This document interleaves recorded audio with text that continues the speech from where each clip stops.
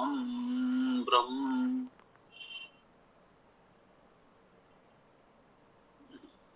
यजुर्वेद मंत्र 40।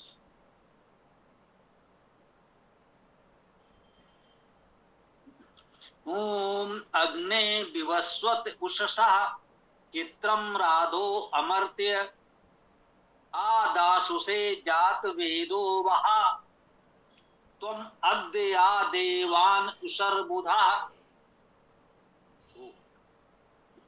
अग्नि, हे अग्नि, अग्रणी गत स्वरूप परमेश्वर। विवस्वत, ये भी संबोधन है। हे विवस्वत, विशेष वास युक्त विशेष वास दाता, हम सबके वास के लिए, निवास के लिए ये सृष्टि का सृजन, पृथ्वी, जल, वायु, जीवन के अनुकूल ये सभी परिस्थितियां जीवन के वास के लिए ईश्वर ने उत्पन्न की, इसलिए उसे विवस्वत कहा गया। हे विशेष वास देने वाले। अग्ने विवस्वत उषसा, उषा प्रभात, चित्रम, ये चित्र शब्द महत्वपूर्ण है। चित्रम अर्थात चित्र को, देखिए भाई, वेद में चित्र शब्द तो स्पष्ट रूप से आया है। चित्र को, चित्र को आया है तो चाहे तो इसका थोड़ा सा खींच दें तो मूर्त भी हो जाए,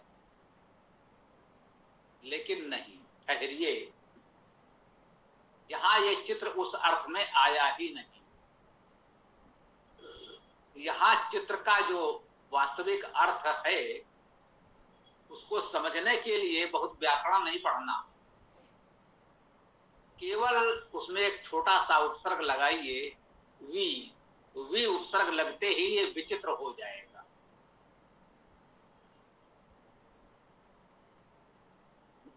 लोक व्यवहार में बहुत से शब्दों को हम उपसर्गों के साथ देखने बोलने के अभ्यस्त हो गए हैं, उसका वास्तविक अर्थ हमें उपसर्ग के साथ ही समझ में आता है।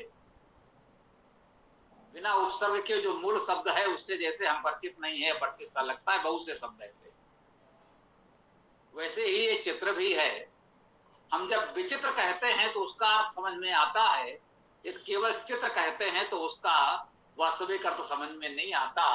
वेद में बिना उपसर्ग के भी उसी अर्थ में होता है।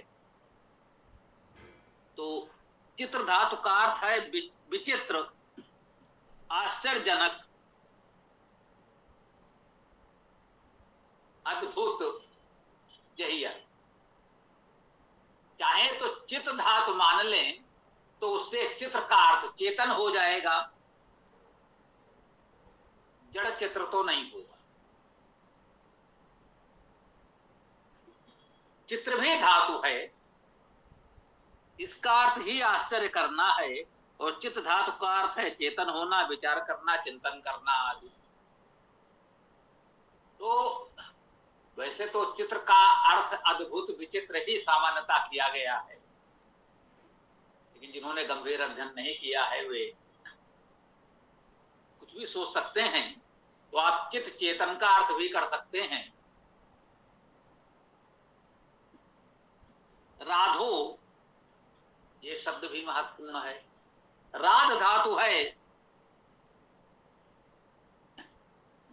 इसका भी अर्थ है पूर्ण करना, शुद्ध होना, निर्दोष होना।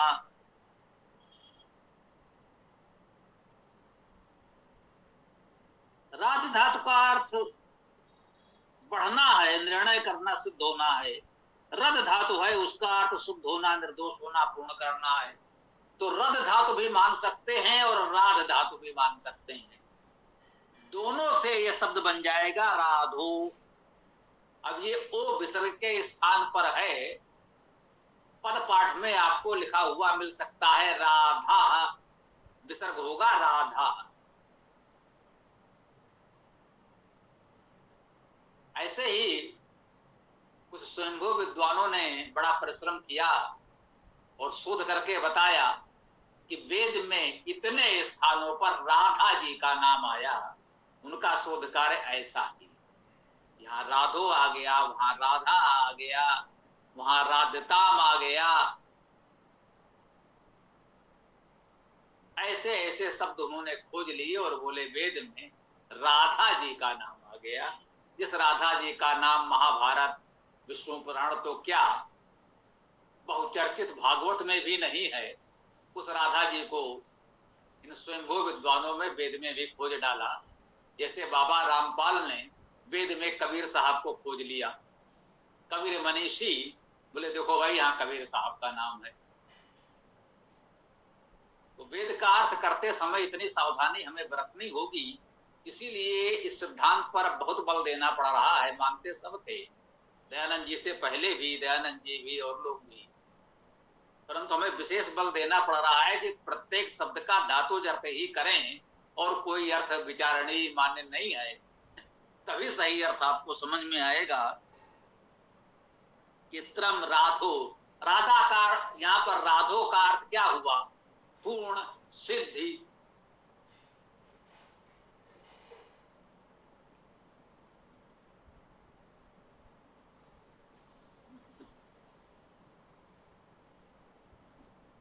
वृद्धि, राधा वृद्धि या वृद्धि करने वाले, ऐसा भी कह सकते हैं, वृद्धि करता।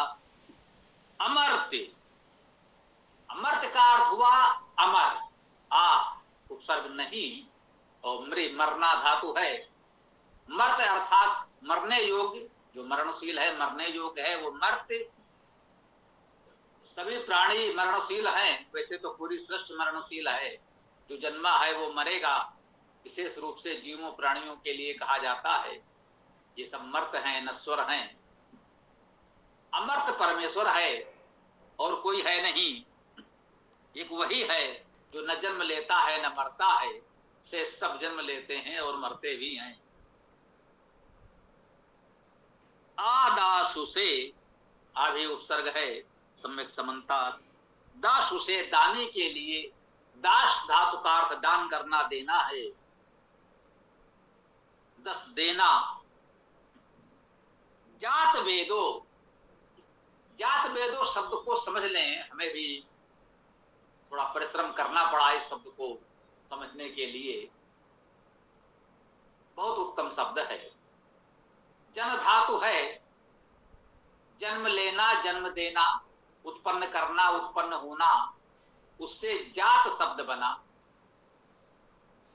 ना का लोप हो गया, होता। जात का अर्थ जन्म होना या जन्म देना, दोनों अर्थ हैं। जात वेदो, वेदा, वेद, वेद धातु का अर्थ जानना, तो वेद का अर्थ जानकारी। ये बिल्कुल धातु शाब्दिक अर्थ हो गया। जानकारी को उत्पन्न करने वाले, और जिसे हम लोग कहते हैं जो गुरूढ़ अर्थ भावना से यदि हम कहें, वेदा को यहां इस वेद के लिए मान लें तो कह सकते हैं जात वेदा, जो वेद को उत्पन्न करने वाला है वो परमेश्वर। वेद में जात वेदा शब्द परमेश्वर के लिए आता है। परमेश्वर का एक नाम जात वेदा ही है। जो वेद को उत्पन्न करने वाला है वो जात वेदा परमेश्वर है। आप जात में जानने का भाव भी ले सकते हैं, जानात, जानता है। जो वेद को जानता है वो भी जात वेदा है। परमेश्वर तो वेद को उत्पन्न करने वाला है, जानता तो है ही। और हम आप जो वेद को जान लें, समझ लें, पढ़ लें, स्वाध्याय कर लें, तो जिन लोगों ने भी वेद का स्वाध्याय किया है, पढ़ा, जाना, समझा है, उन महर्षियों, विद्वानों को भी हम जात वेदा कह सकते हैं। जात वेदा, वेद को जानने वाले, वेद को उत्पन्न करने वाले। वेद को उत्पन्न करने वाला परमेश्वर तो है ही, उसे जात वेदा कहते हैं। समाज के दिव्यजनों, विद्वानों, देवों के लिए, देवजनों के लिए जब जात वेदा कहते हैं तो वहां भी जानने का भाव तो है ही, उत्पन्न करने का भाव भी यही है। जिन्होंने स्वाध्याय करके वेद को जान समझ लिया है, जो समझिए एक तरह से वेद को उन्होंने भी अपने भीतर उत्पन्न कर लिया, उसे समझ लिया।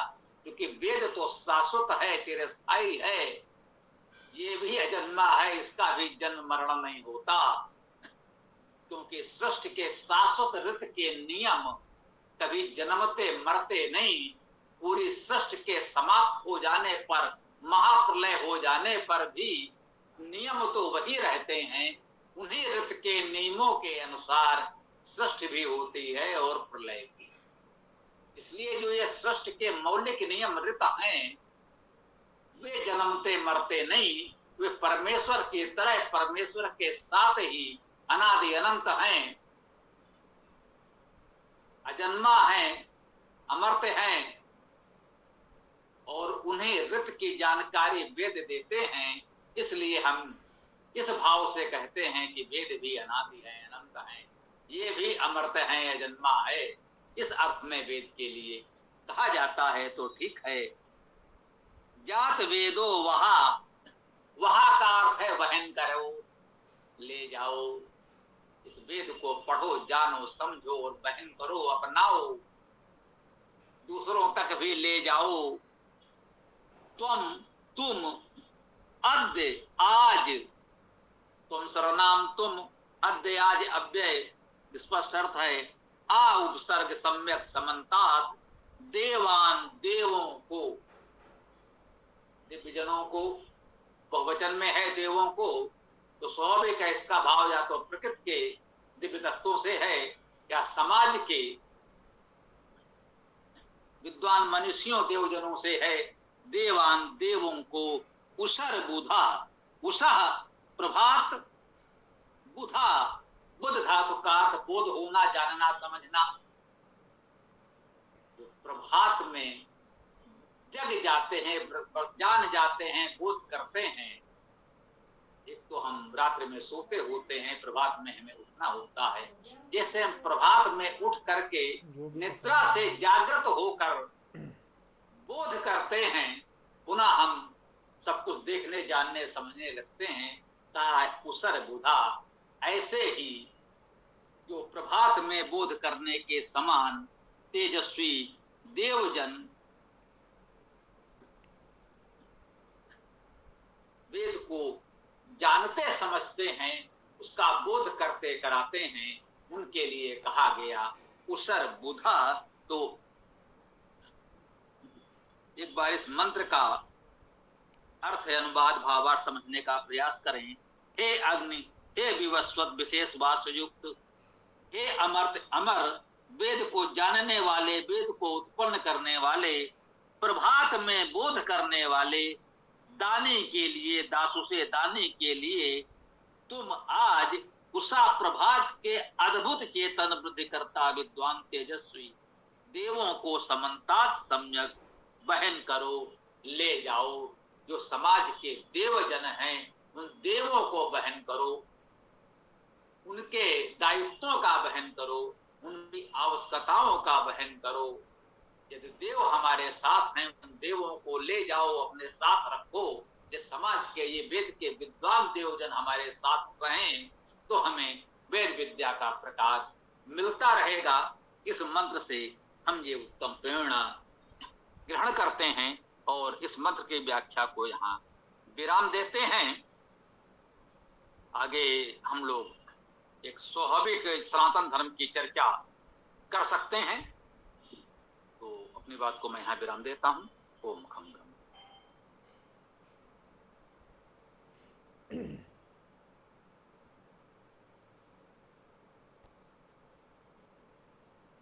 स्वामी जी, ये जो सरबुधा शब्द आया है, क्या इससे ऐसा संकेत मिलता है कि हमको ब्रह्म मुहूर्त में ही उठना चाहिए?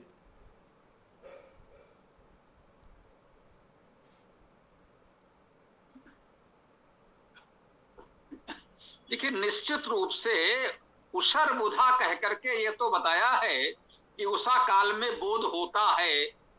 ये भी अर्थ जान समझ सकते हैं कि रात्र के अंधकार में कुछ दिखता नहीं, समझ में आता नहीं, तो उस ओर भी संकेत है। आपके प्रश्न करने पर मेरा ध्यान गया, उस समय मैं नहीं कह पाया था।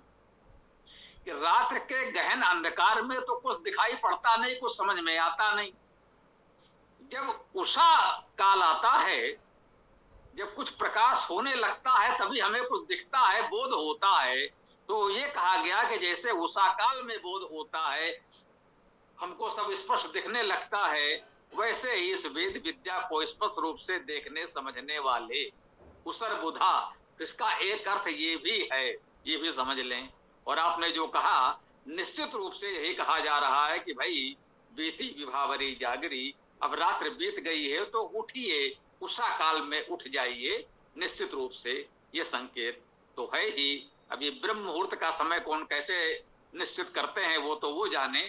उषा का अर्थ यही है, उषस प्रभाते, जब प्रभात हो जाए, रात्रि का अंधकार व्यतीत हो जाए और प्रकाश होने लगे, तब हमें भी बोध हो जाना चाहिए, जग जाना चाहिए और अपने कार्य में लग जाना चाहिए।